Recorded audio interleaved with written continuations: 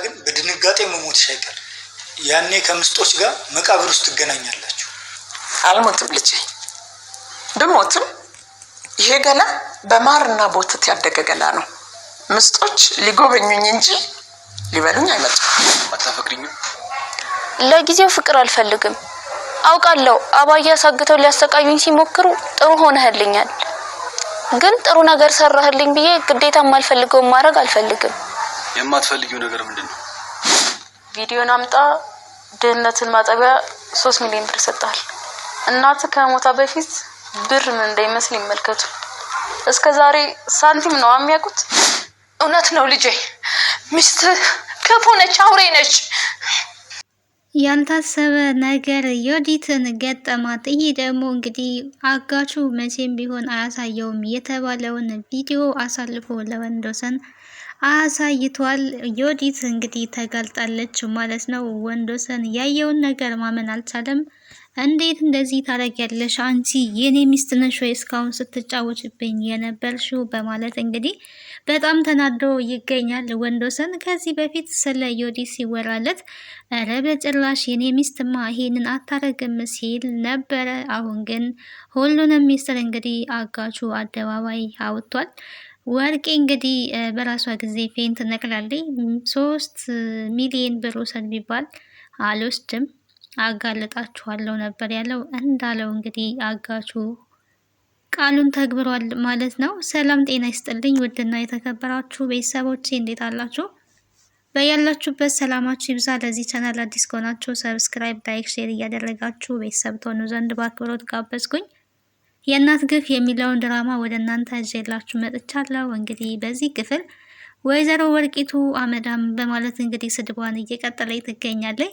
ይሄ አጋች ምንም ሊያመጣ አይችልም፣ 3 ሚሊዮን ቢወስድና ቪዲዮውን ባይለቅ ይሻላል። ቪዲዮውን ከለቀቀ ግን የሚጠቀመው ጥቅም የለም ነበር ስትል የነበረው። ቪዲዮውን ለቅቄ ፍትህ አገኛለሁ፣ ስለዚህ እውነት እንዲወጣ ፈልጋለሁ። ብሩን የማታመጪ ከሆነ አሳየዋለሁ፣ አደባባይ ላይ ጉድሽ ሲወጣ ደግሞ ትዋረጃለሽ ብሎ ሲያስፈራራት እንደነበረው እንግዲህ አድርጎታል ማለት ነው። ልጇም እንግዲህ ተይ እንደዚህ መናገር የለብሽም አጋቹን ነበረ ሲላት የነበረው። እና ዝም ብዬ 23 ሚሊዮን እንድሰጠው ትፈልጋለህ ወይ? አንተ ብትሆን በሱ ቦታ ምን ታደርጋለህ ብላ ነበረ ልጇን የጠየቀችው። እኔ ብሆን በእርግጥ ቪዲዮን ያለምንም ጥቅም ላለቀው እችላለሁ፣ ልጁ ግን ዝም ብሎ ነገር ስለሆነ ሊለቀው ይችላል ነበረ ሲላት የነበረው። እንግዲህ ለወንድዬ አሳይቶታል። ዮዲት አሁንም ውሸቷን እንደቀጠለች ነው። እማማ እባኮትን ይቅርታ እንዲያደርግልኝ ለምኑልኝ። ወንዶሰን እንዴት ለምን እንደዚህ ያየኛል? ይገለኛል፣ እባኮት ለምኑልኝ እያለች እንግዲህ ስትሰድባቸው የነበረቻቸውን አማቷን ዛሬ ላይ ይቅርታ ልጁ እንዲያደርግልኝ በማለት እየለመነች ትገኛለች። የእኔን ስም ለማጥፋት ፈልጎ ነው እንጂ እኔ እንደዚህ አላደረኩም፣ ይሄ ሁሉ ውሸት ነው፣ ወንድዬ እንዳታምን፣ ደግሞ ለምን እንደዚህ ታየኛለክ እያለች እንግዲህ እየለፈለፈች ትገኛለች። ወንዶሰን አረ ይሄማ የኔ ሚስት ይሄን ልታረጋ አትችልም፣ እኔ አላምንም፣ ምንድን ነው እያለ ነበረ እየተቆጣ የነበረው። በደንብ እንግዲህ ማረጋገጫ እንዲሆን ወንዶሰን እኔም ከዚህ በፊት ልነግርህ አስቤ ነበረ፣ ነገር ግን አንተ አትሰማም አትረዳም ነው ያለችው አለም ማለት ነው። አትሰማም፣ ብዙ ጊዜ ልነግርህ ሞክሬያለሁ፣ አንተ ሁሌም ቢሆን የምታስበው ዮዲት የምትልክን ነው እንጂ እኛ የምንነግርህን ነገር በጭራሽ የእኛን እውነት ልትሰማ አልቻልክም። አሁን ላይ እንግዲህ እውነቱ ይሄ ነው፣ የዮዲት ትክክለኛ ማንነት ይሄ ነው። አሁን አምነክ አይተህ አምነክ መረዳት ትችላለህ። በፊት ግን እኛን ልትሰማ አልፈቀድክም። እማዬን ለመግደል ምግብ ላይ መርዝ ስትጨምር እንደነበረ እኔ ነግሬ ነበረ። የዮዲትን ትክክለኛ ማንነት አጣራ ብዬ እኔም ነግሬክ ነበረ ልጄ ወንድዬ፣ ይሄ እውነት ነው። የዮዲት ትክክለኛ ባህሪዋ ማንነቷ ይሄ ነው። እስካሁን ባንተ ህይወት ላይ ስትጫወት እኔንም ስታሰቃይ ነበረ። እንኳንም አየክ፣ ይሄ ነው በቃ በማለት እንግዲህ ወንዶሰን ማረጋገጫ ምስክር በደንብ አግኝቷል። ዮዲት ግን ቪዲዮ እየታየ እንኳን ይሄ ውሸት ነው እያለች ነው። እስኪ ውሸት ነው እንዴት ትላለህ? እየተቀዳ ቪዲዮ እየታየ ውሸት ነው ብላለች እና የወንዶሰን አስተያየት እንግዲህ ነብር ነው የሆነባት ማለት ነው። ውሳኔው እንግዲህ የሆነው ከቤቴ ውጪ እስካሁን ስታጭበረብሪኝ የቆየሽው ይበቃሻል። ከዚህ በኋላ አይንሽን ላይ አልፈልግም።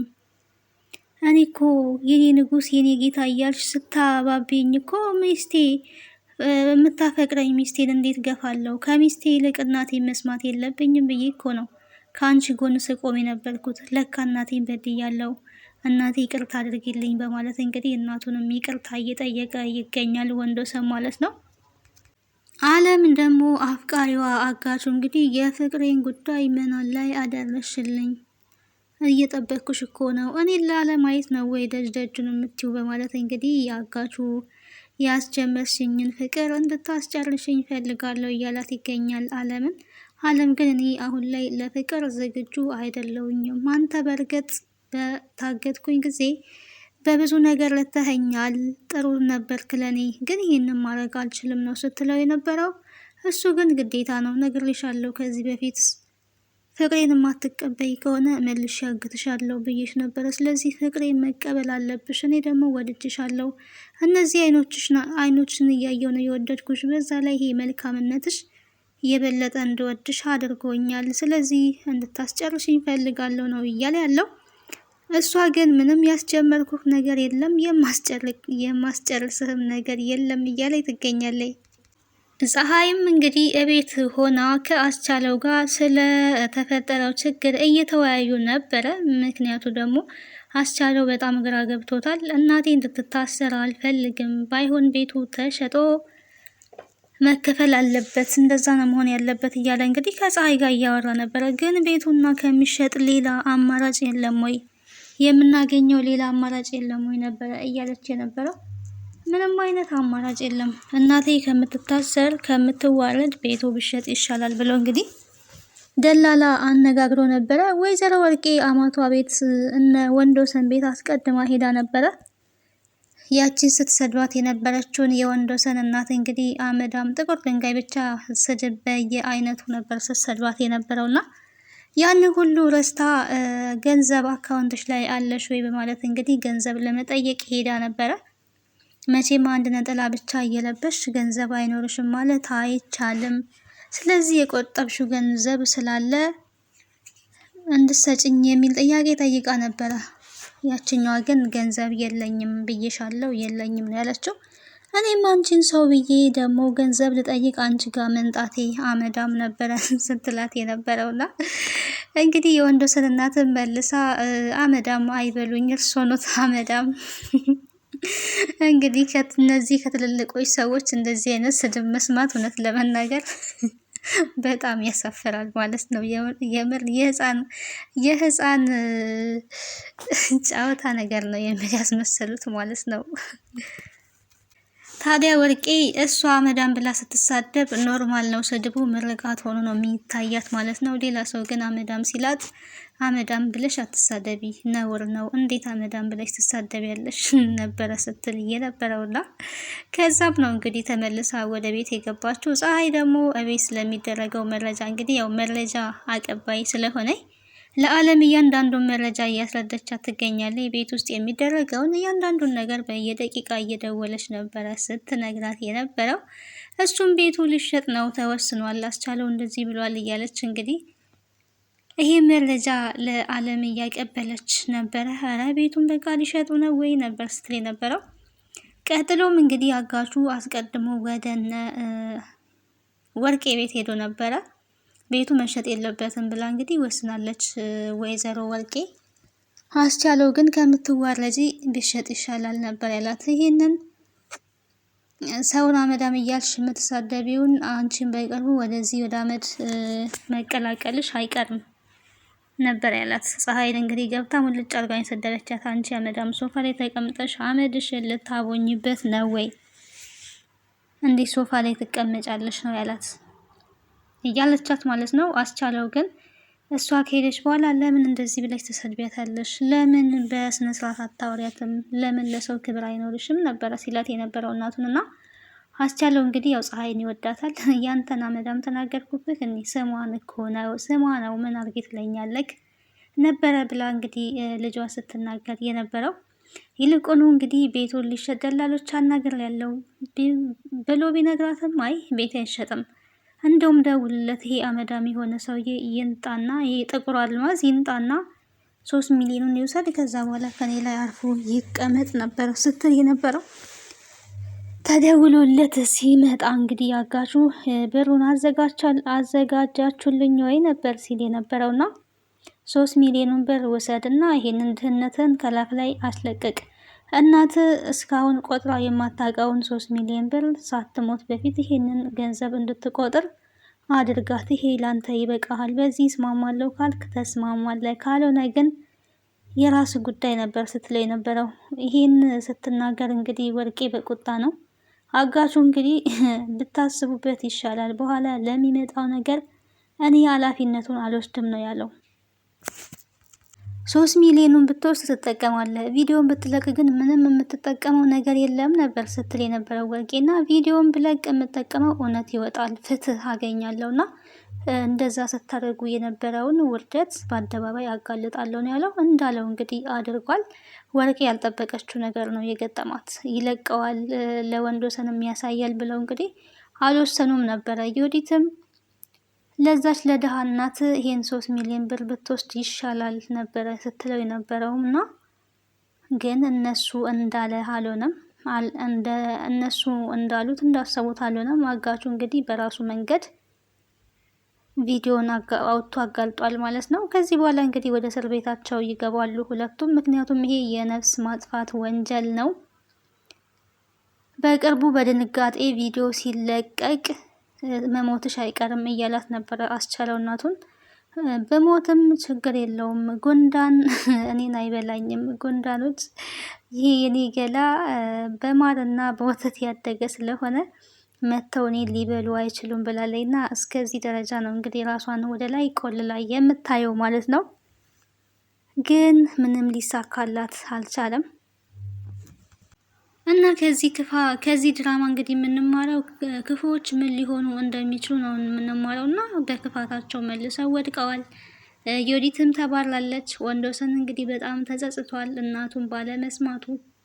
እናቱ እንግዲህ በተደጋጋሚ ጊዜ ነግረውታል የዚችን ልጅ ማንነት፣ የሚስት ማንነት፣ የዮዲትን ማንነት አረጋግጥ ልጄ ሲሉት እንግዲህ እሷ እኮ ጥሩ ናት የበጎ አድራጎት ድርጅትም ትሰራለች። እንግዲህ አስቡ እንደዚህ ተንኮል እየሰራች የሆነ ቦታ ሄዳ ቆይታ ስትመጣ የበጎ አድራጎት ድርጅት እኮ እረዳለሁ ትላለች። እና በእንደዚህ ላ የምታስመስለው ነፍሰ ጡር እንዳልሆነች እንግዲህ ሳትሆን ነፍሰ ጡር ነኝ በማለትም ቢያንስ ለእኔ ባታስብ ሆዴ ውስጥ ላለው ልጅክ ብታስብ ምን አለበት እያለች እንግዲህ ወንዶሰንን እንደዚህ ስታታልለውና ስታጭበረብረው ነበር የቆየችው።